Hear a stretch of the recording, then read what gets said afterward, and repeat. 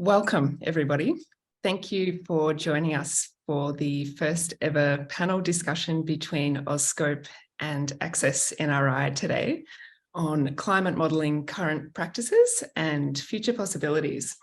It's great to have you here as a community of model makers, model users, model supporters, and the generally curious.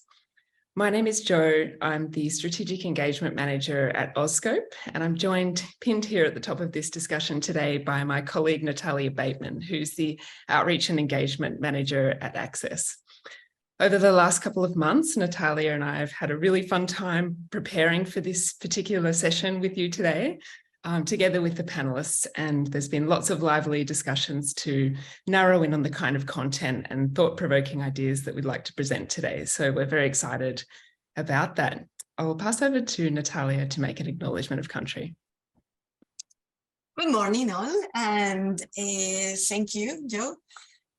We would like to start today's discussion by acknowledging the first climate scientists of the continent where we live, work and imagine. All First Nations people and their elders who have observed the atmosphere and its interactions with geo, bio, cryo, and hydrospheres for thousands of years.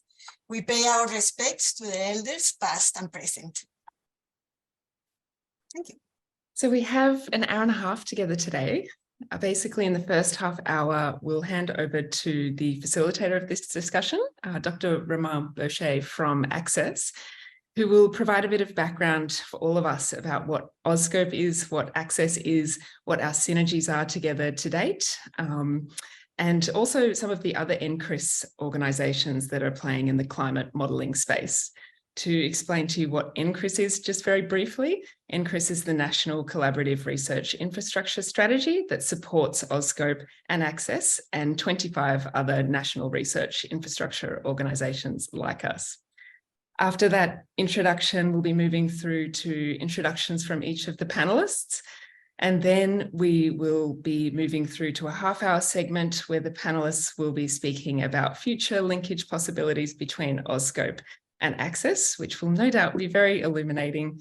And then we're going to spend probably half an hour on an audience Q&A. So we invite your questions anytime across this entire session into the chat space, if you could please. We'll harvest those and bring them up when the time comes.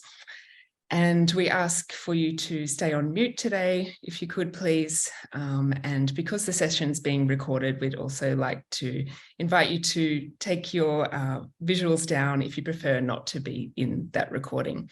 Otherwise, we would absolutely love to see your faces throughout this presentation. So I'm going to one more thing. We have a handy resource that Natalia is going to pop into the chat just now from the Climate Council, which is a counselling resource should you be interested in checking that out later, since at times speaking about climate can be challenging. Okay, I'm going to hand over to Romain to take things over. Thanks, Romain. Thank you, Jo. Thank you, Natalia. And hi, everyone. It's really great to be here with you. So my name is Romain Beucher. I'm the leader of the ACCESS-NRI Model and Evaluation and Diagnostics team, and I'm a former researcher at AuScope. Sorry, Romain, give me a moment to pin you. You're invisible to everybody in this moment, and I can't find you. Sorry, bear with me. Thank you. No, that's fine. All right. So yes, so I was saying I'm a former researcher at AuScope and currently employed by ACCESS-NRI as the team lead of the Model Evaluation and Diagnostics team, where I provide support and to the community, develop open source software solution, provide training, and work as a facilitator for the research done across the climate community in Australia. So I'm really excited to be here with you today. I know we have a great panel of people. And the idea of that panel today is to share ideas on how on our current climate modeling practices across ACCESS-NRI and AuScope, and start a discussion around future linkage opportunities between our two organisms. So the first thing I want to mention today is that we have a breadth of experience in the panel. The overlap between AuScope and ACCESS-NRI is quite broad. So we won't have time to discuss all of this today because we only have 1 hour and a half. So the idea today is to start a discussion amongst users, researchers, developers of the tool that we use here in Australia. And we will focus on a few topics and try to anticipate where we might find interesting collaboration. So we'll learn about the work of each panelist, and then we'll discuss common challenges, both at a global and local scale. And the idea, of course, is to see how we could benefit from each other. So we really want to bring those like communities together and start a discussion, as I said, about how we can strengthen the research being done by all the researchers in Australia and provide better support to the research from an infrastructural point of view. But first, I would like just to maybe explain what AuScope and ACCESS-NRI are. So if Joe, if you could share the slides, please. So first of all, I'll start with AuScope. So AuScope is the geoscience NCRIS organization in Australia. It supports research through observational equipment, laboratories, data, software, and provide expertise across all of the geoscience, including climate modeling. As part of AuScope, AuScope is supporting some important modeling software, such as G-Plates, Underworld, and eScript that we've put on that slide. G-Plates, some of you know about it, enables tectonic plate reconstruction over long period of time, millions to billions of years. Underworld, that is showcased on the right bottom corner, enables fluid dynamics and geodynamics modeling. We've put an example of modeling of groundwater flow in the Sydney basin. You can see here. And another important piece of software is eScript. eScript is a scripting platform that enables researcher to invert important geoscientific data sets. And you have like a range of applications such as research around fracturation, geohazard, and modeling of erosion. ACCESS. So ACCESS is the Australian Earth System simulator. So that's the community climate model, the Australian community climate model. And it's a modeling system framework that basically provides the backbone of our national weather and climate services here in Australia. It comprises a range of individual component models for modeling ocean, atmosphere, cryosphere, land, and includes biological processes and chemical processes. ACCESS-NRI is the national research infrastructure that supports the ACCESS suite of models and configuration. We offer research software engineering expertise, user training, and we support code, tools, and documentation. I just want to mention that ACCESS-NRI is fairly new. It's been established last year, and yeah, please feel free to reach out to us if you want to know more about ACCESS-NRI. Next slide, please. So I think the important thing that we need to emphasize for that panel is that we are AuScope and ACCESS-NRI very much linked. We use common methods. We address we solve the same equation, for example, and we address common problems. Say, basically, we are studying the same thing, like the planet we are all living on. So a range of very complex systems that are intricately linked. So I just want to emphasize that discussion between us two is very important because we want to make the most of it and avoid duplication. And the idea is, of course, to try to enrich our expertise across all the domains of Earth system modeling. Next slide, please. I just want to quickly mention that NCRIS also funds a range of partners to both AuScope and ACCESS-NRI, such as NCI and Posi, who basically provide the storage and computing infrastructure on which we run our models. But there are also important partners like Romain, the Australian Urban Research Infrastructure Network, and RDC, providing important support for datasets in Australia. Very good. So now I think it's time to meet our panelists today and discover their current modeling practices. So I would like to welcome, first, I'm just going to give you a short presentation of each member of the panel. We have today Professor Julie Arblaster from Monash University. We have Dr. Claire Carouge from ACCESS-NRI, Dr. Ben Galton-Fenzi from the Australian Antarctic Division, Professor Moresi from ANU and AuScope, and we have Dr. Nicky Wright from Sydney Uni, and finally Professor Rhodri Davies from ANU and AuScope. So I would like to ask each of our panelists to summarize their work like in 2 minutes and the tool they use, and share with us why they are excited about the discussion today. So we'll start with Julie. Julie, if you want to start your presentation. Thank you. Yeah, great. Thanks very much, Romain. And Joe, if you can just click through, I think maybe. Should be another piece. No? There. Thanks very much. So hi, everyone. I'm Julie. I'm a professor at the School of Earth, Atmosphere and Environment at Monash Uni, and I'm also Deputy Director of the ARC Centre of Excellence for Climate Extremes and a Chief Investigator in the Centre for Securing Antarctica's Environmental Future. So I thought I would just start with talking about the tools I use for my climate research, and primarily that is climate models such as ACCESS.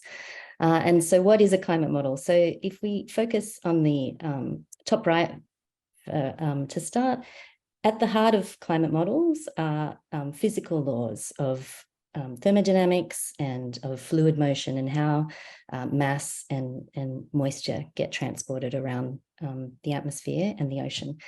And so a climate model tries to solve these equations, and these equations are true for the present climate and for the future climate. But to solve them, we need to use supercomputers such as NCI, the National Computing Infrastructure Facility. And we can't just do them by hand. And so we basically put the Earth into these little cubes, the atmosphere up to the top of the atmosphere and down to the depths of the ocean, and we solve these physical laws. So globally, we've used these climate models to look at how the temperatures have changed and why they've changed. And to do that, we also need to incorporate lots of different processes that you can see here in that schematic on the left. And so things like changes in clouds are really important, also sea ice, the land surface, the biosphere, the vegetation, and potentially also the Earth's crust. So we put all of these things into our climate models, thousands of lines of code, and we solve them on supercomputers. So next slide.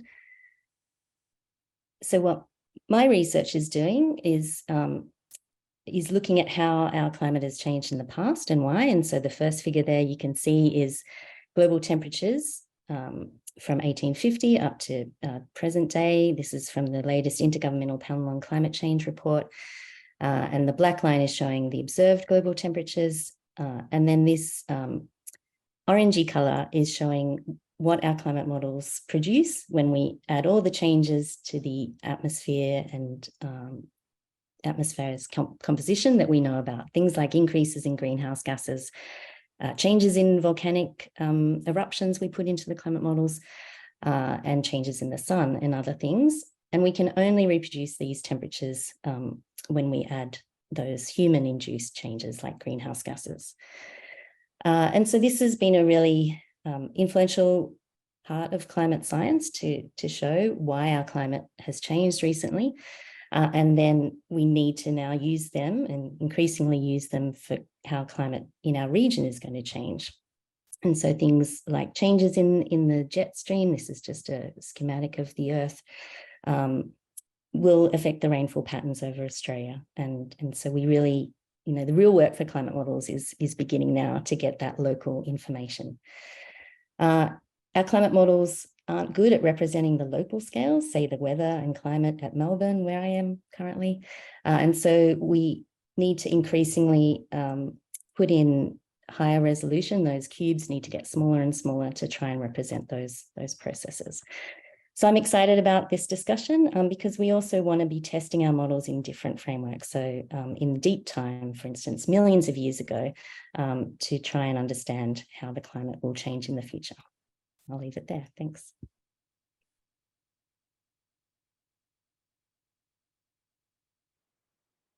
And Claire, it's up to you, Claire, please. Yes. Hi. So I'm Claire. I'm a research software engineer at ACCESS-NRI, and I'm currently the team leader for the land modeling infrastructure team. In this role, my team is in charge of maintaining and improving the land model that we use for the ACCESS climate model. Obviously, we're a team of research software engineers, so we need to work closely with climate researchers so we can improve the science in the model, but doing so in a way that keeps the model very strong and performant. And so we also work closely with NCRIS so that the climate model is still very performant on the high performance computers there. I have been doing research software engineering for climate modeling for about the past 20 years. And in all that time, I have worked on various methods and that are common between climate modeling and ACCESS-NRI and AuScope. For example, I have worked on something called inverse modeling, which typically means when you have a field that you have good observations of, but that is an output of your model, and you use these good observations to infer distribution of your input for your climate model. This is also closely related to methods for data simulations or parameter optimization, also called. And also, I have been very much involved in coupling the land model to the atmospheric model. So coupling, we talk of coupling when we take two different models that have been developed separately, and we certainly want them to run in the same simulation so that they can interact together when doing the simulation. And I know that's something that's very common in climate modeling and also in AuScope work. So these are just some examples of methods and techniques we use in common. And what I'm very excited with is, although I've had this experience on this method, it was always done in isolation within climate modeling. And so it will be very good to see how working collaboratively with other communities will shape differently with injecting new ideas in the way of doing our work. Thank you. Thank you, Claire. Ben, could you introduce yourself, please? Hello, thank you. Can you hear me okay? Yes, all good. Great. So my name is Ben Galton-Fenzi. I'm from the Australian Antarctic Division. I'm a principal research scientist there, and my key focus is on ice sheets and sea level. So I lead the section that we're in the process of renewing. That came out of a funding review outcome from the last government. So we're going to be building the section to really focus in on the problem of what the future of the ice sheet, particularly the Antarctic ice sheet, looks like, and what that means for sea level. So our work really is driven around trying to reduce the uncertainty of future projections. So the plots I've got here are from the IPCC. There's a range of medium confidence global sea level projections under the shared socio-economic pathways, so different emissions pathways and how we respond to climate change. The very large curve that is above that are the low confidence but very high impact projections, and they include some estimate about if there's potential collapse of some of the ice shelves that surround Antarctica. The science that's included in that and where that might actually happen is very uncertain. So that's why it's low confidence. And so by 2300, for example, it says sea level rise greater than 15 meters cannot be ruled out.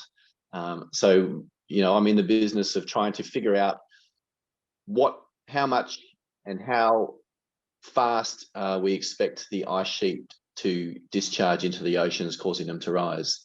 The key overlap there is trying to integrate the ice sheets into the climate modelling with ACCESS-NRI, and from the AuScope's perspective, I'd like to see that the Australian Antarctic program, starts to think also about how it could build a better relationship there around detecting and attributing changes in sea level trends, and whether or not we can determine where those trends emerge from, what the background variability is. Thanks. Okay, thank you. Then next we have Louis Moresi.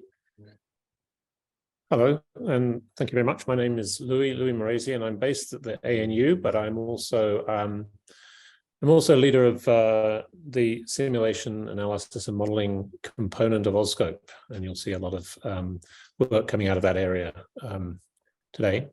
So I started out as a planetary scientist, actually, and so I thought about things on a very global scale and how they influence what we might be able to see of other planets. And actually, when you look at other planets, what you can look at is the surface, and you can maybe look at the gravity field and a couple of other things. So although we thought on a global scale, we always were wondering about what might happen very close to the surface. And so in the slide that I'm showing you, I work, and my models that I build, just like everyone else, I start out at a global scale, and that's very similar actually to the kinds of models that Julie, for example, described, where we cut the Earth up into little boxes. And then actually we treat it like a fluid as well, even though we're talking about the solid Earth. It just moves a lot more slowly than the oceans and the atmospheres, a few centimeters every year instead of a few centimeters every second or so.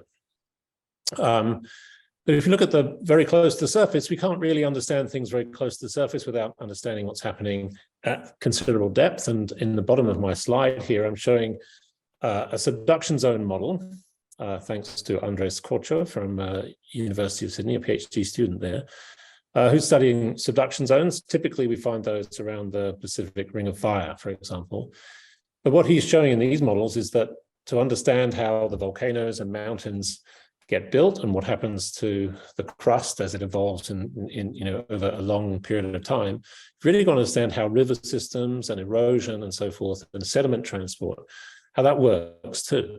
And so suddenly you start to see that we can't separate our two communities quite as sometimes we think we can. At the top here is a model of groundwater for the Great Artesian Basin. And just showing again that on a very, very large scale, this is a model that's subsurface, but actually thinking about fluid flow and how that interacts. We can't really understand that without knowing what's going on with climate. So, I'm really interested in being part of this discussion, because I think the sort of science that I'm interested in doesn't really happen in isolation in any way. I'd like to think about the Earth as a planet, but all the things that I would like to do in a practical and useful sense actually start to require me to talk to people who are interested in climate and hydrology and weather systems and rivers and all kinds of things. So I'm really looking forward to expanding my horizons during this conversation today. I'll stop there. Thank you, Louis. Nicky, you're next. Hi, I'm Nicky Wright, and so I'm a research fellow at the University of Sydney. And so that's University of Sydney is the main place where G-plates development happens. So here I've just shown plate tectonic reconstruction. A lot of my previous work has involved creating plate tectonic reconstructions, specifically in the Pacific, creating these seafloor age grids you can see right now, and also creating paleobathymetry, which is shown now. And so refining a lot of this work. And eventually the goal is to create full evolving paleotopography. Here is just present day topography shown, because we need these paleogeographies before we can run some of these deep time paleoclimate models. And my real passion is paleoclimate. And so I do have a bit of experience in running ACCESS for the last 1,000 years, but it's a very different ball game to the deep time because you don't have your continents moving. But if you looked at the long time scale, so if you have 100 million years to modern day in the right-hand side figure, you can see that we've got different plate configurations in the mid-Cretaceous and the early Eocene. We've also got very different, we had higher CO2 in the past and higher global mean temperatures, but we're also heading towards those scenarios in the future, but just very, very rapidly. So yeah, I'm really interested in that. I think there's some natural linkages that could be done between definitely some of this paleogeography work and running some cool models with ACCESS for the deep time. And I'll leave it there. Thank you, Nicky. And finally, we have Rhodri. Hello, I'm Rhodri Davies, and I'm a computational and observational geodynamicist at the ANU. I'm principally interested in the long-term dynamics of Earth's mantle and its expression at the surface across a range of spatial and temporal scales. So, for example, volcanism or the mantle influence on topography, which can impact things like sea level, continental flooding, ice sheet stability, etc. I'm particularly excited at the moment because I think as a community we have a unique opportunity, and that comes from the fact that there are a large number of observational constraints on Earth's structure, dynamics, and evolution. Now, in isolation, each of these observations allows us to probe the mantle, at a specific spatial or temporal scale. But when they combine, they actually allow us to really reconstruct the evolution of our planet. Now, the challenge is to fuse or integrate that diverse observational data through computational simulation and high-performance computing, essentially to reconstruct Earth's evolutionary history. Next slide, please. And that's really why I guess I'm here today. So I lead a large cross-NCRIS platform project called GADOPT, which stands for the Geoscientific Adjoint Optimization Platform. And this is principally funded by the ARDC with co-investment from AuScope, the NCI, Geoscience Australia, and a number of top universities. Now, this platform is designed essentially to develop geodynamical inversion research software. And we've made an awful lot of progress on that over the last 2 years. So, for example, on the left-hand side, you can see a global model of mantle dynamics constrained by G-plates, so the stuff Nicky just talked about, to really try and reconstruct Earth's evolution on a millions of year timescale. The neat thing, however, is that the platform's designed in such a way that it can be applied to different geoscientific problems. So if you go to the next slide, please, Joe. So as well as the long-term evolution of our planet, we're starting to look at processes that occur on much shorter timescales. So what we're showing here is glacial isostatic adjustment. So the response of Earth's surface and sea level to melting polar ice sheets.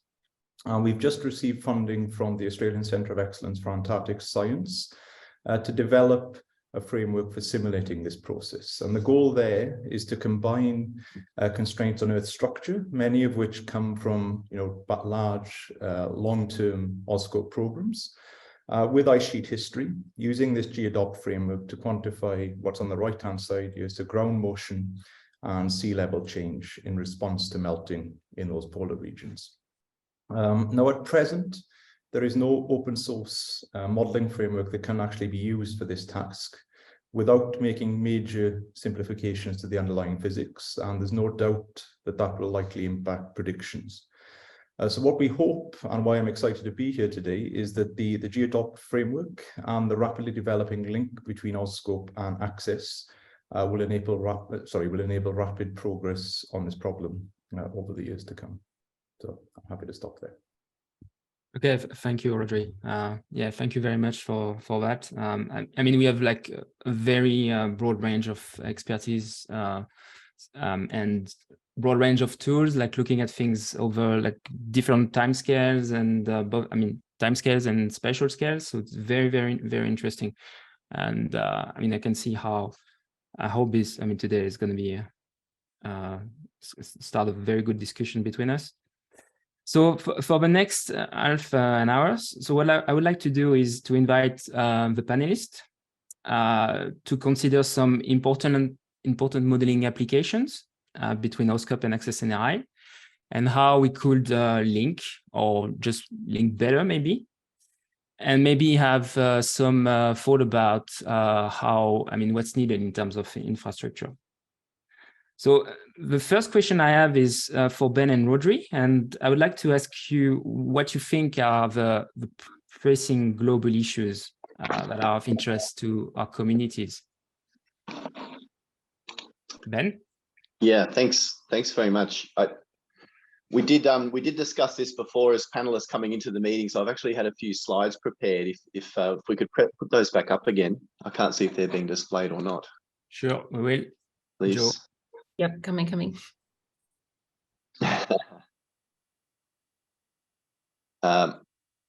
So this is I saw the Climate Council was mentioned at the start as well, and these are data from an earlier report of theirs. It's probably a little bit out of date and should be updated, really, not just considering the infrastructure that there is around Australia, but in light of what the revisions of the AR6 report show in terms of what sea level changes are. So there's quite a lot at risk within 200 metres of the coastline, 120 ports, 5 power stations, 258 police, fire and ambulance stations, 75 hospitals, 44 waste and water facilities. So that's significant. That's $226 billion at the time of the report, 250,000 homes. I think, the sea level question, where it's going, I showed the slide earlier, talking to some of the huge uncertainties associated with the ice sheet disintegration. That's a really key thing that we should be focusing on. And I've got a note there, small island nations have 4 to 14 times higher than average sea level rise. That's really the small island nations in the Pacific and to the top end of Australia. So there's sort of a climate refugee question that comes into that as well. Can we go to the next slide, please? And so Rhodri talked about this. This is just getting a little bit more specific. But if you focus on the figure here on the top left-hand side, this is estimates of sea surface height changes from the GRACE follow-on mission. So GRACE basically weighs the planet over time. And what it can do is come up with how mass on the planet's surface is being redistributed. And what this signal shows is that the sea levels around Greenland and the West Antarctic ice sheet, which we know are shrinking now, are actually going down. And there's above average increase in sea levels in all those really dark red areas. So you can see a lot of Australia and the Pacific Island regions, those dark red areas. Now, the reasons for that are on the right-hand side here. There's two main reasons.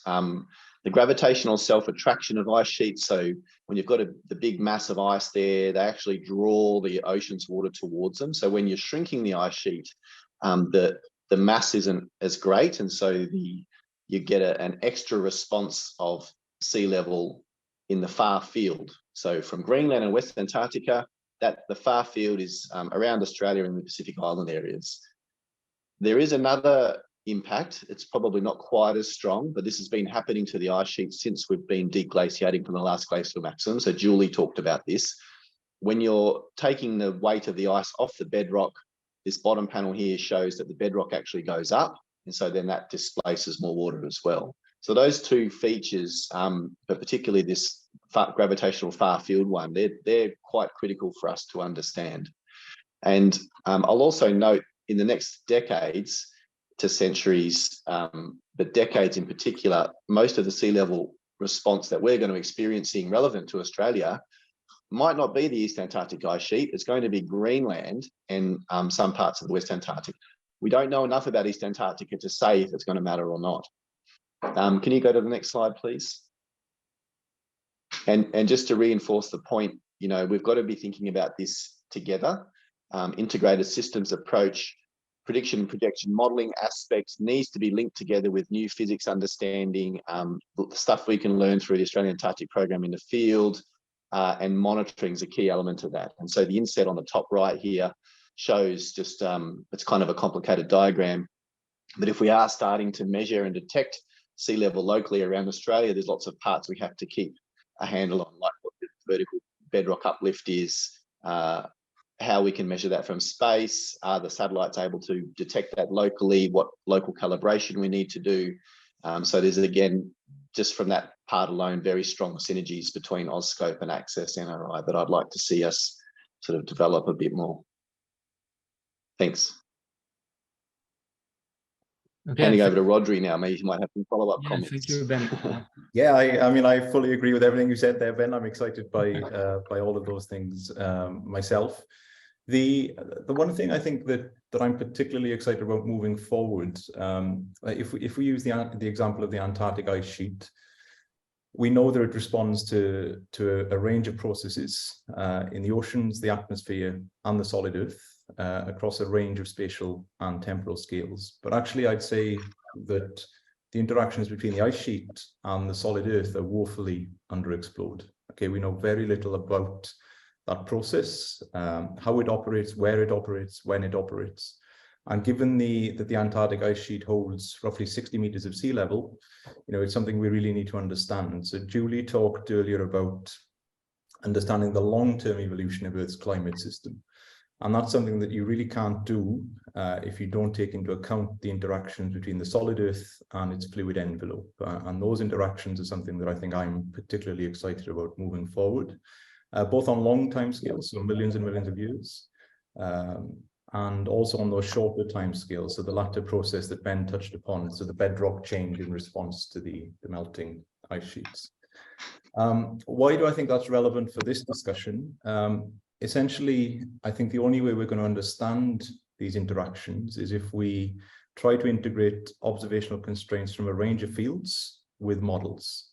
Okay, and really, that's what excites me about the GeoDoc framework that we're developing. It allows you to fuse these observations with models in a formal manner and really understand the evolution of our planet in a way that's consistent with those observational constraints. So that's why I'm here. That's what excites me. I hope I'll still be here in 10 years' time and we'll have solved some of these problems, but you never know. Yeah, great. Do you want to add anything, Ben? Yeah, look, it's interesting being invited to be part of this panel. Thanks very much. I'm actually learning a lot just being part of the discussion already. I wasn't aware of the GeoDoc framework. This is something that we've been discussing, the fact that the solid Earth response is not open source. Separately, we've been discussing that with the ELMA developers, who's CSC from Finland, about looking at that, Rhodri. So yeah, it's a key uncertainty, and bringing that through, like, how do we close the sea level budgets robustly and properly and evaluate what the climate models are doing? I completely agree. Linking the observations together with the modeling is critical. We can't really progress the science needed to support Australia's strategic interests without doing that. Okay, yeah, thank you. So actually, I would like to use that, like, to move on to our other panelists. Like, so when it comes to understanding the interactions between what we call solid and fluid Earth, and I would like to ask a question to Louis and Claire, actually. What do you think are the natural domain or maybe domains where AuScope and ACCESS-NRI should focus their effort and enhance collaboration?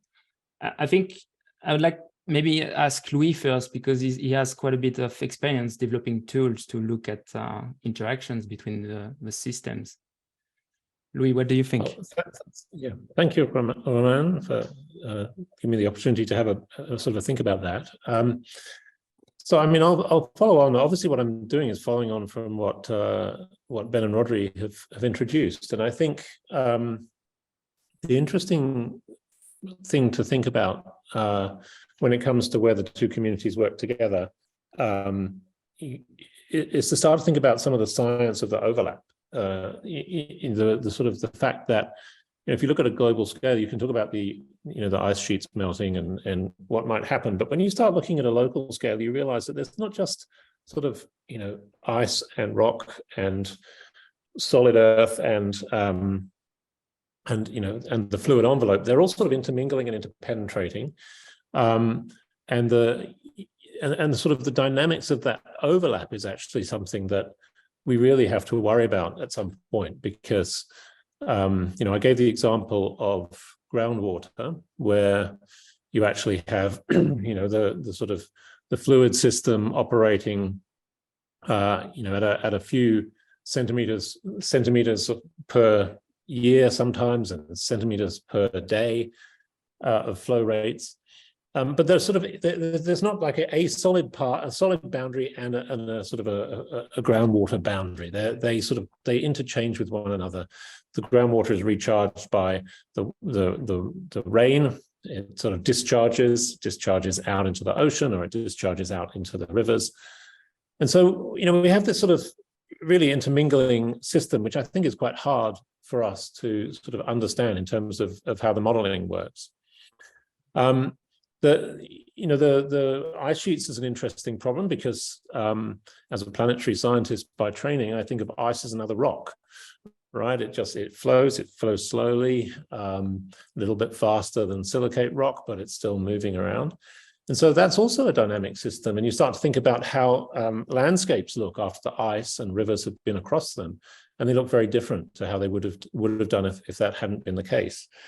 We think about how much material is transported around the Earth by the river systems and becomes sort of geology. It becomes sediments in sedimentary basins. So those systems are coupled together, and that raises challenges both from a sort of physical modeling point of view. How do you understand how to do it at all? But also just from the perspective of how much detail do we have to do when we actually look at the observations for this? It's quite an interesting problem, and it's one which sort of blurs the boundaries between the domains. Let me give you one last example, and then I'll hand over to Claire to talk a little bit about the mechanics of trying to make this work. One example is in the groundwater system. When we do those models of groundwater, you see there are million-year timescales. That some of the water in those aquifers took 1 million years to get from being rain to being water that we might want to potentially use. And during that 1 million years, as we'll probably hear about later, during that 1 million years, a lot of things has happened to the continent, including it might tilt. There are tectonic effects, changes in the stress. There are earthquakes. There are all manner of things that have happened. And during that time, everything has changed. And so we really do need to think about how we bring our data to bear on those models and what we hope to resolve by including that information in them. So I'd just like Claire to sort of take over from me and sort of explain some of the difficulties of doing that. Yes. Thank you, Louis. So it's very interesting, the interactions between the domains. We've heard a lot, for example, from the AuScope community about millions of years and things like that. But in the climate community, we talk about hundreds of years. So there's an obvious difference there in timescales that we need to discuss and see how we work together to bring these timescales to interact. And that can be quite challenging on the software side of things, because obviously that means the software haven't been built for the same timescales, for example. And at the same time, it's because everyone has been working quite diligently and they were on their own, but that means we had different focus on what science we wanted to solve with our models. And often that means we've made choices in what data sets we wanted to use or what output from our model we wanted. And that means there might be a lot of discussions on and challenges on deciding how we're going to model together things like groundwater or coastal impacts or anything where there's a barrier that involves the solid earth and the fluid earth, because we might have a really challenge finding the right data sets that will link everything together. And in addition to that, I would like to say there's also there's potentially a problem of technique that we used. For example, Julie has shown that for climate modeling, we just put the world into small little boxes, really neatly arranged together. And whereas Rhodri has shown that in GAdopt, you use finite elements, which means a geometry a lot more fluid and not as structured. So bringing all these tools to work together seamlessly might be a challenge technically on the software side to get everything to work like that. So it's really interesting. I think we're going to learn a lot from each other for doing this, because I'm sure there are a lot of things a community is doing, the other one has no idea, and having this cross-pollination of techniques and methods and practices will be very great, very, very good. So if I just pick up one last point, though, I mean, it's certainly true. We have some techniques that are different, but we sort of, in a way, we're looking at similar physical and maybe chemical problems. We're worried about the physics, and we have a set of equations, and we're sort of two communities that are sort of aligned by that. But I think once we start talking about applications of our work in areas, both Claire, you and Ben brought up the idea of thinking about the coastline as a place where all all this physics meets up. But actually, it's important to people, and it's important to understand a lot more than just the physics and chemistry of this problem. We're really going to have to work across a lot of different communities, and some of them are not mathematical in any way or physical in any way, and are not particularly focused on computing. So I think that's going to be a really big challenge for us as a group to do that. I'll discuss that further later if anyone's interested, but reject that point. Okay, thank you, Louis. Yeah, I mean, interesting. And as you said, like the limits, like both in terms of space or time, are like a bit fuzzy between those systems, and where interaction happens is usually it's often in areas that are actually critical zone for our society. So, can you just like maybe say a few things about how you think we could maybe broaden our collaboration across the different NCRIS organizations? Louis? Sorry, I'm having trouble unmuting this. So broadening the collaboration across to more NCRIS organizations, you mean? Or just like how we could the two of us increase our impact. Yeah, I think it is that. I think it is actually that when we start to reach out for creating greater impact, we really are going to have to reach across more than just our two communities. We are a community that sort of naturally work together. We all of us somehow speak the same language, right? But if we're going to do something that is really impactful, then we have to do something that is meaningful and is a practical and important impact in the future, right? So to the people who pay for NCRIS. And so I really think that that's what we're going to have to do. We're going to have to reach out across to the ecologists and biologists and others who and the policymakers and so on. This is not something that those of us who are in this panel discussion are necessarily expert on. So I think the audience questions will be very interesting in this regard. I'm hoping the discussion will bring that out as much as anything. That how can we be of impact? NCRIS is here to help.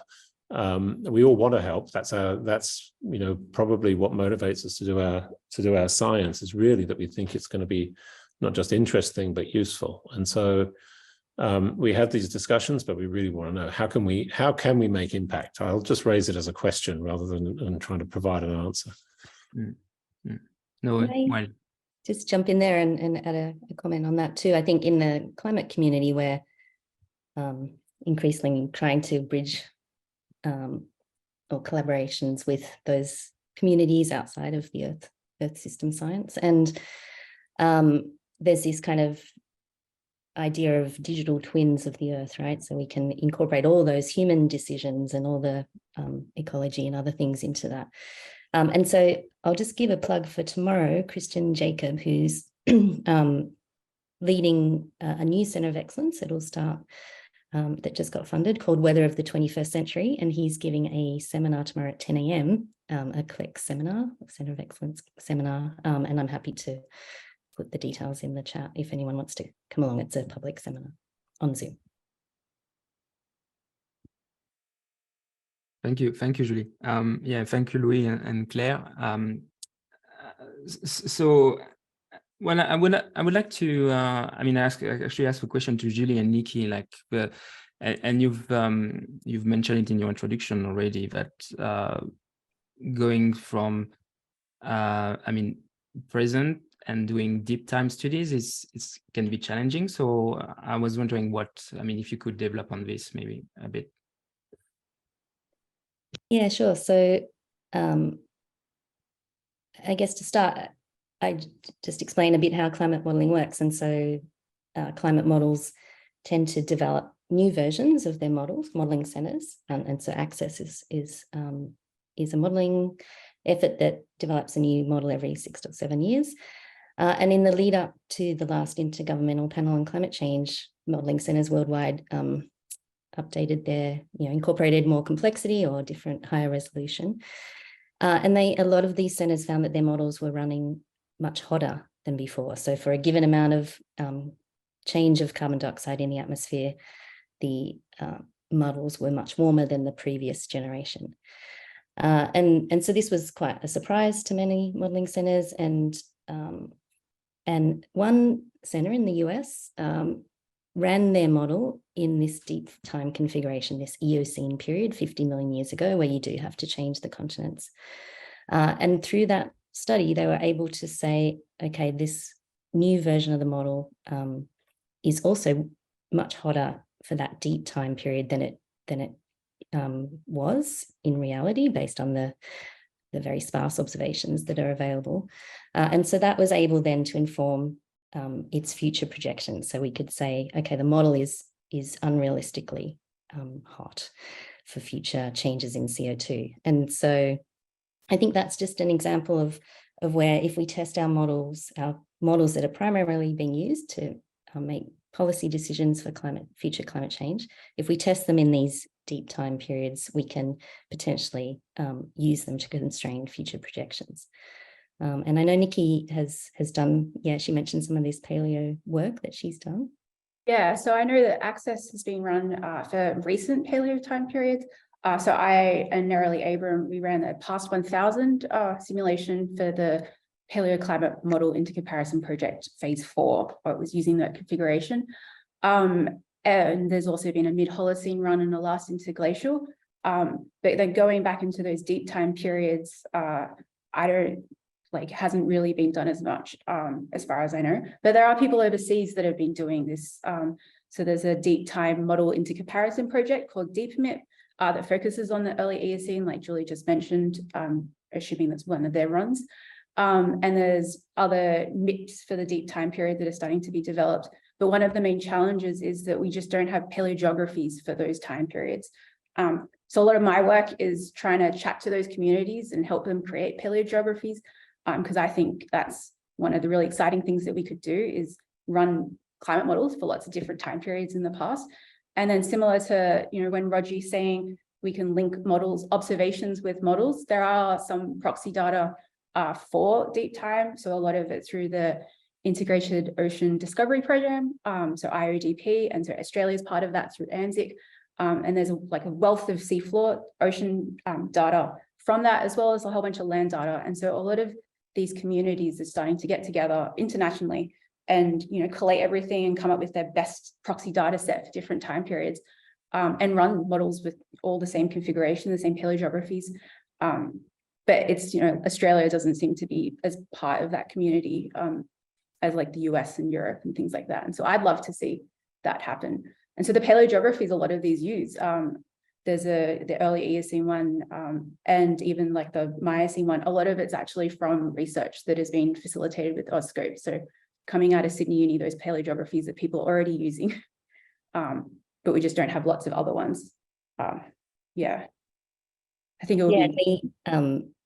So I'm part of a ARC discovery project led by Fabio Capitanio at Monash, and with Dietmar Domingue and Abik Santra. And we are trying to, for the first time, use ACCESS in this deep MIP kind of configuration. And with some help with the ACCESS-NRI, hopefully we'll get there, but Abik's been working on it for 4 months so far, and we haven't been able to configure the ACCESS model to have these changes in the paleogeographies yet, but it's exciting through this panel. I've learned a lot just from talking with Nicky and others about potentially ways or different experiments that we can do once we do hopefully have that capability with ACCESS.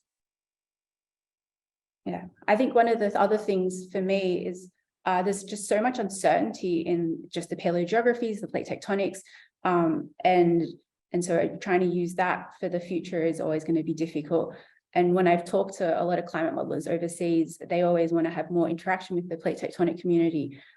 You can kind of then start designing almost like bespoke paleogeographies, because if I'm creating a paleogeography, the decisions I make might not necessarily be what you want in your model, but not knowing how those models work and like what's important will influence how you create things or what you focus on. For example, focusing on the shallow areas if you're really interested in the shallow water circulation, or like some of the even ocean gateways questions.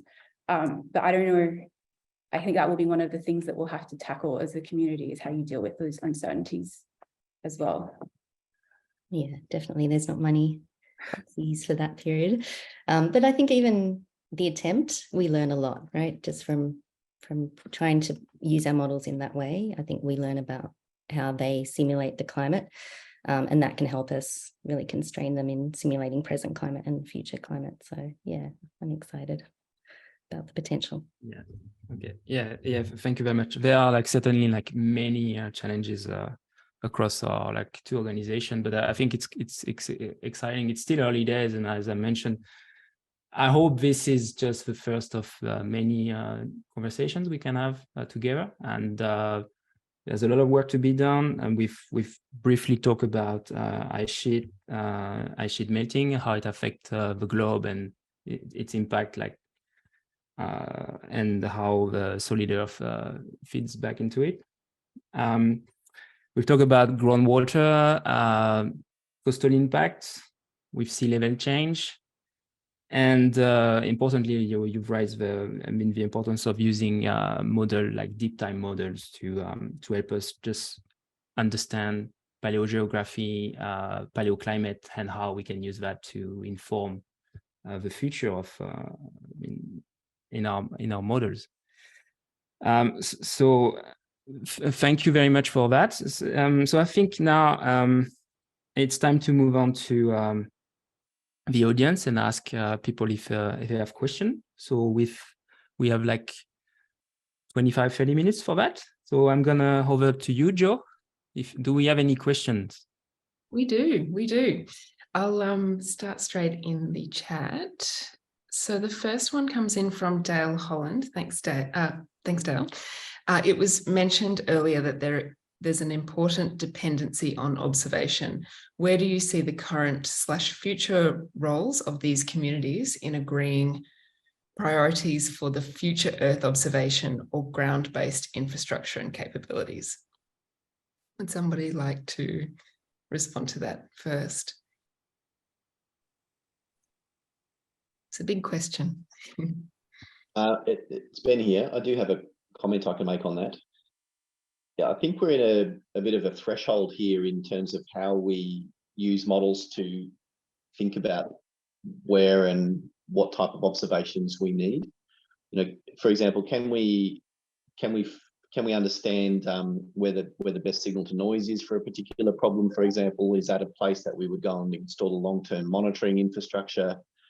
Is there a region that's critically sort of that we need to critically understand? So I think the use of models, data denial type of experiments, the atmospheric team is very good at this, using atmospheric models, particularly for the numerical weather prediction type of stuff, leaving out observations to see, well, how does the model respond if we don't have those observations? And I think there's a lot of efficiency gains. So I'd like to see, in the future discussions about what infrastructure we need for observations, to bring in much more strongly models to help constrain those and to gain efficiency in their application. It doesn't really answer the question, but it's an approach. Thanks, Ben. That's a good start. Would anybody else like to make any comments on that particular question from the panelists? I'm happy to say something, just to sort of raise the challenge and say that it's interesting to think about collecting more observations close to the surface of the Earth. But I think if you remember back to what Rhodri was showing in his slides, a lot of the geological observations we have that are important for the solid Earth side of this story, they're very, very sparse as you go back in time. They're not evenly distributed, and it's not obvious at all whether we can ever do much to fix that, other than adding in more physics and trying to do the sort of the data assimilation that Rhodri's trying to do, and he may want to bring this up. But I think it's an interesting issue for us that once you do start going back in deep time, it's a very difficult project, and it's very difficult to systematize and just go, look, we want this, because we really don't necessarily understand how we're going to get that. So, I mean, maybe Rhodri would like to comment, or maybe Nicky would like to comment, but it's a little bit unclear to me how to make the sort of how to make a good distribution of resources that actually helps with that deep time part of the story.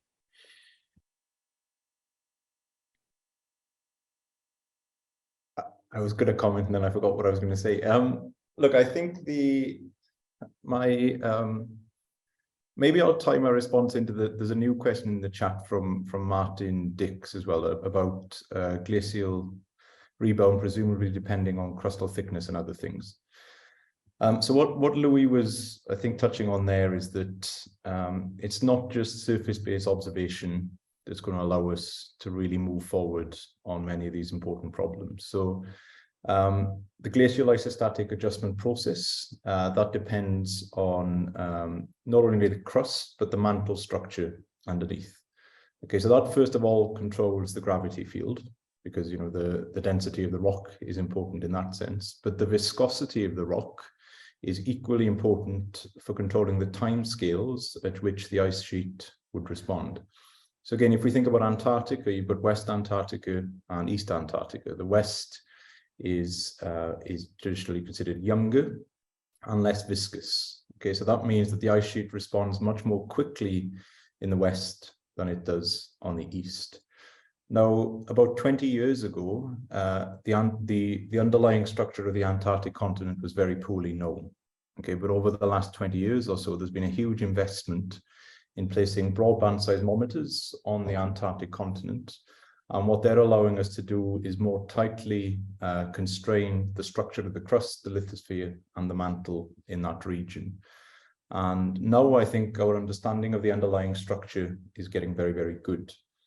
Now, there's a huge challenge in converting those so-called seismic observations to physical observations. So seismology doesn't map temperature, doesn't map pressure, it doesn't map viscosity, it doesn't map density, it maps a seismic wave field. Okay, and the parameters that are important for us in this problem are physical parameters. So, there's, as well as collecting data, there's a huge challenge, I feel, in translating that data into a form that is compatible with the numerical models. So We need data collection. I think we also need a really sound understanding and a great number of tools for converting those data sets into tools that are applicable within the models. I don't think I answered what you said there, Louis. But maybe it was useful. Nicky, do you want to add to what I said and correct me? I don't know if I have anything super useful to say, but I guess from my experience, the near recent paleoclimate community has like these similar problems with sparse observations. So it's not necessarily just even a deep time problem. If you look at like the last 2000 years, you're still relying on sparse observations. Australia is always very poorly represented. And so, you know, even just collaborating between the two communities from the geodynamics and the climate, you are tackling similar problems. So it's similar, like, you know, in the terms of that sparse observations and trying to deal with it. And so, you know, we can hopefully learn new ways to do things. And some of the ways that the paleoclimate community have done stuff, like, I don't know, I necessarily would have done from it if I was coming from in the geophysics world, to be honest. Would anybody else like to respond to that one before we move on? I guess I'll just say from the climate perspective, it's about having these continuous records is also critical, because, yeah, we can't know how things have changed if we don't have these long-term records. And some of these long-term records that we have, say, from the 19th century on, are often in danger of being removed, or even some of the satellite information we have. One I can think of is the ozone hole, you know, the stratospheric measurements we have from satellites. That's under threat now, in terms of new satellites not being deployed. But we've just seen Hunga Tonga go off, and that volcanic eruption would not be able to be monitored as well as it has been without these kind of satellites. And so just this continuous record, I think, is critical. Thank you, Julie. I might just check with Martin in the chat before jumping to Tim's question that, Martin, you feel your question has been answered. It might take a few seconds for that to happen. So maybe we'll come back there. I will run to, yep, Martin's happy. Good one, thank you. All right, so let's go to Tim's question first. Tim would like to thank you all for excellent talk so far. The question is, as some of you know, some of us are in the process of applying for new research infrastructure funding right now. What investments in infrastructure, including compute, people, software, COPs, networks, more targeted observations, would have the most significant impact in growing our modelling capacity in Australia? So that's a question for everybody. Would anybody like to respond to start?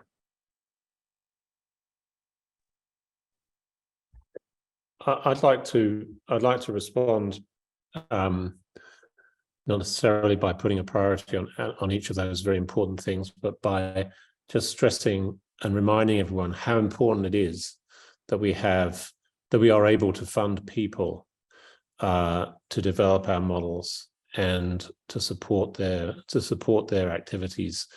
Almost everything that we do relies on having this kind of community of experts that we cannot sideline, and we really have to remember that every time. It's not just, it's great to have big computers and everything else, but if you don't have the expertise and the smarts to develop the software and run everything, and you know, there's so much knowledge in that community that we have.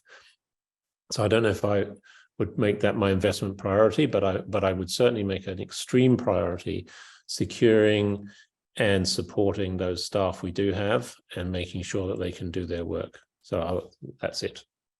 Thank you, Louis. A very important point, always. Okay, over to you, Ben.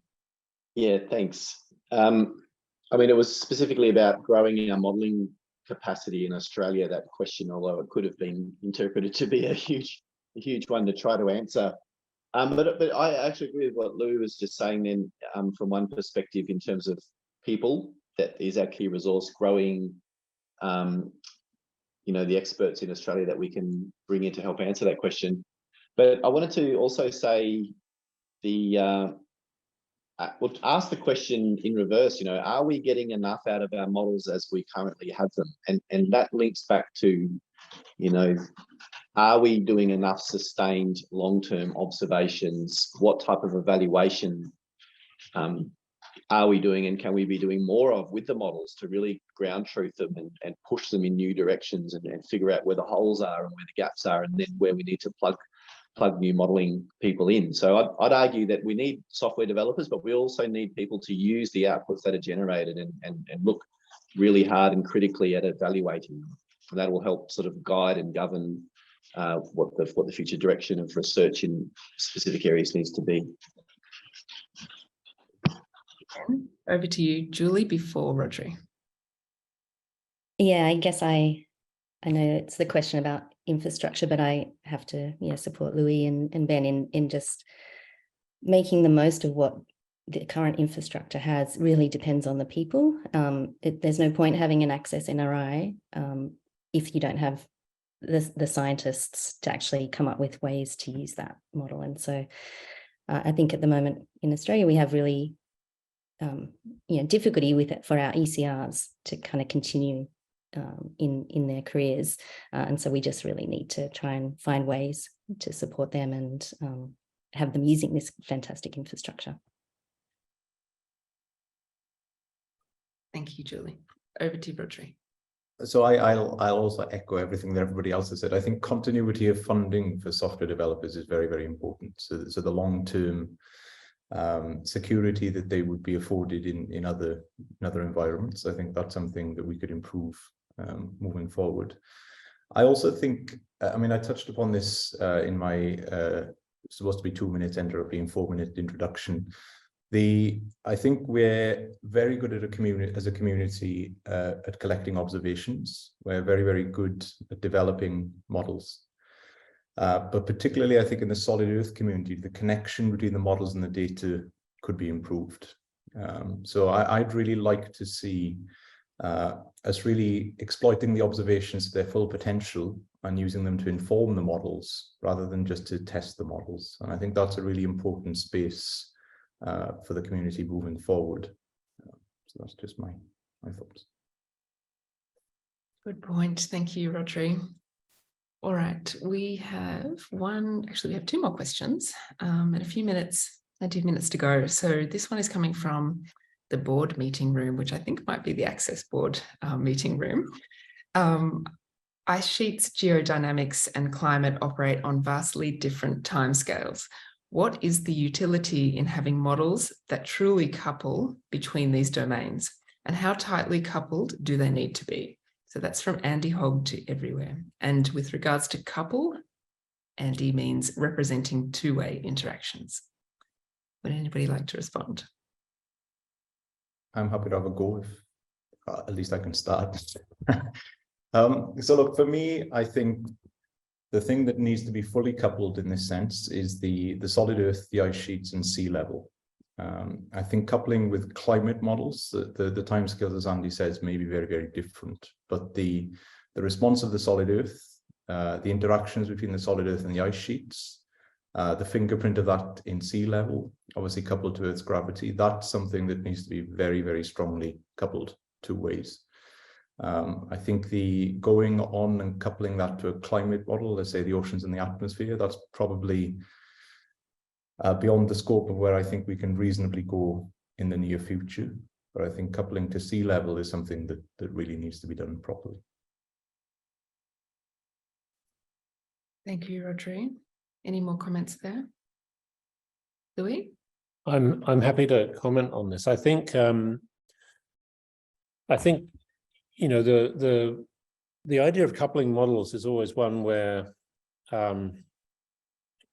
you know, it sort of seems like it could be a good idea, but it might be just, you know, you might be wasting your effort if the coupling, the actual physical coupling between the two systems is weak. In other words, if they almost are operating independently, then you don't need to worry. But it's always interesting to look and see how you know, how and when you need to do that. And I think the one important way to address this problem is to make sure that the software that we develop, the models that we develop, actually are sort of written to be able to be to to sort of hand off to the next domain. In other words, we don't have any gaps between our capability of coupling those models. That there is the possibility to investigate that and decide, make an informed decision as to whether or not we should be worried about the coupling. And sometimes it can be a little bit surprising. Sometimes you can do the mathematics and sort of understand, well, we don't need to worry about that part of the problem. But I think it is a little bit surprising that, for example, the whole process of sediment transport and glaciation and so forth actually do have strong feedbacks into tectonics, right? So like a really large scale system depends on what you might think of as a shorter time scale processes. And so I think we have to build models that are able to hand off to one another and can go across these domains so we can understand those questions and respond meaningfully to these kinds of potential interactions that may occur. So that's all. It's really a design philosophy question. Thank you, Louis. I think we might move on to a question that actually came through, unless anyone has something else to add in there. No? Okay. One question came through before today, so we'd like to quickly get to that one. I'm not quite sure who it's from or who it's to, everyone, let's say. How do you incentivize the recognition of software products in your projects? What is the relationship between AuScope and ACCESS-NRI apart from similar research interests? So I think the second question there might have been covered by the introduction at least, and the whole course of this time. But yes, to that first one, how do you incentivize the recognition of software products in your projects?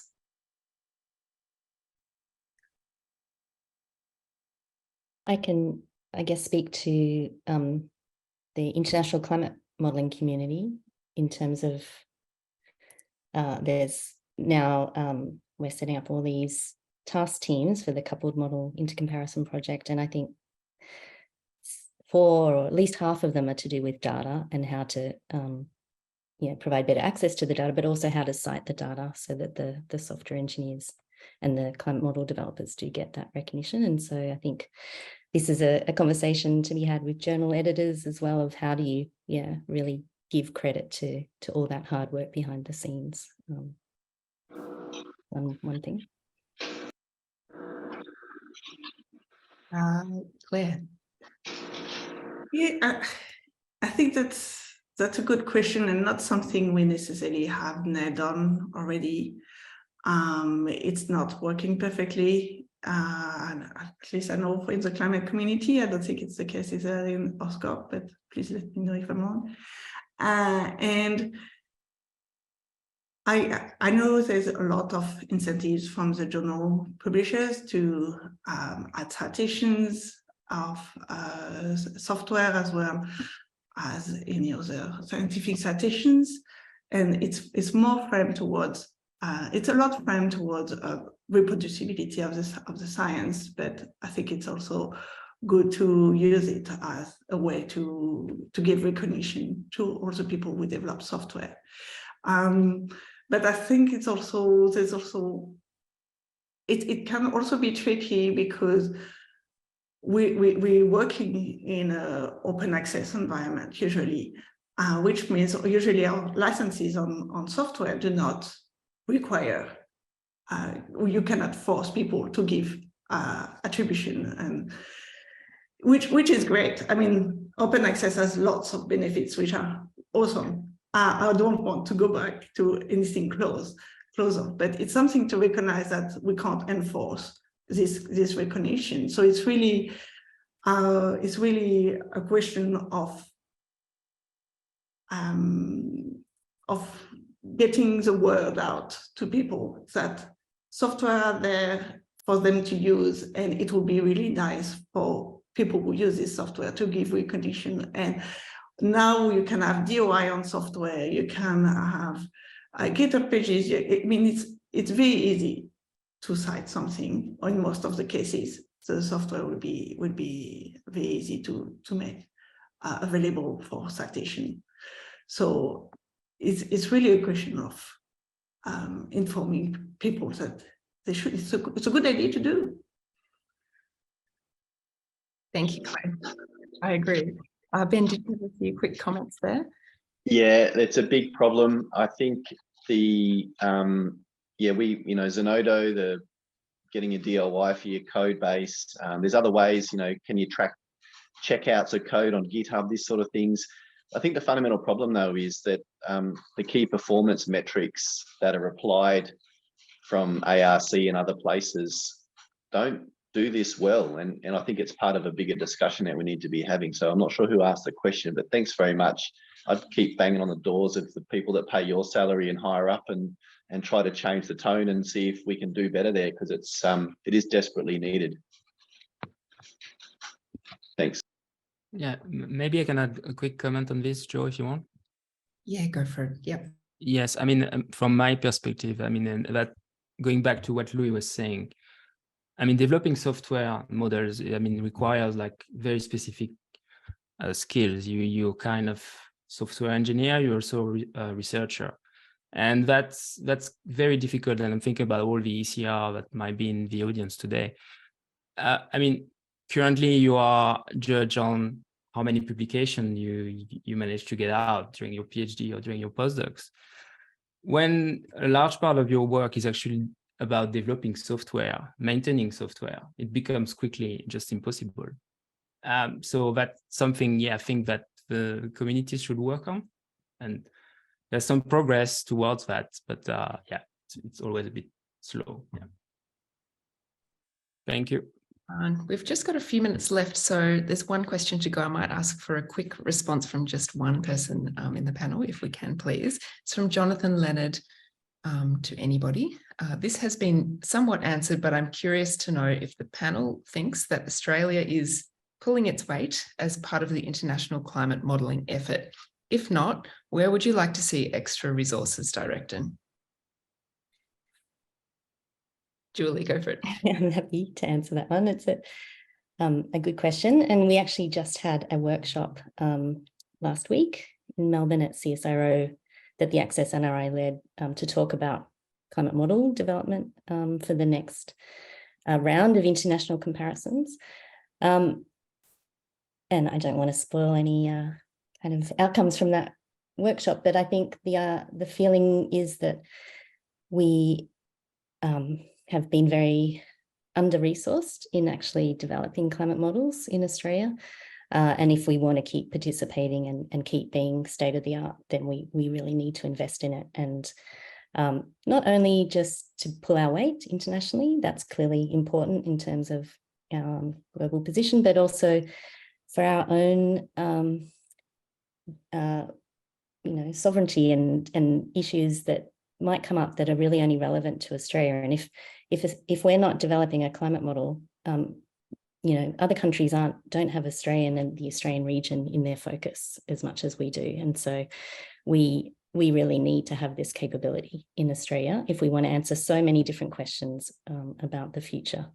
And so, yeah, it's clearly something we need to put more resources into if we're going to be able to continue to actually make a contribution in this space.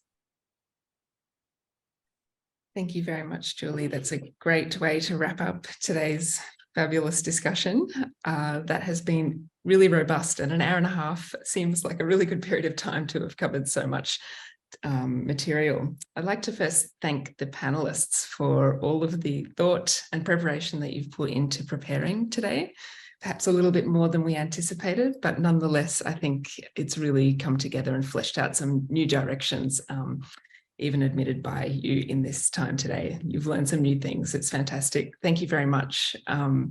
Something we will be sending in your email is a voucher to a readings bookshop, which is a cute little place around the corner from us here in Carlton. Has a lot of different reading material there. So we hope that you can find something to your tastes, modelling or not related. Second, I'd like to thank the audience here for some fantastic questions and keeping us rolling. Plenty to talk about. It'll be really interesting to hear your feedback after today. We'll send out an email and request that of you, please. I'm very interested to hear what you have to say about where we can go next as a group. Finally, I'd like to say thanks to Natalia for helping to put this together over the last couple of months. It's been really fun. We've never done this before, as we mentioned. So it's fantastic to see what we can pull together when we put our minds together. I'm going to hand over to you, Romain. Would you have any final comments? No, I just want to thank you, all of you, of course, all the panelists, and you, Joe, for the great work. Natalia, too. And I know you spend a lot of time preparing this, so really appreciate that. Thank you very much. And I hope we'll have like more discussion like this in the future. And yeah, thanks again. Thank you, everyone. We might call it a wrap there, and wish you a lovely day. And we'll talk to you soon in the feedback. Thank you very much.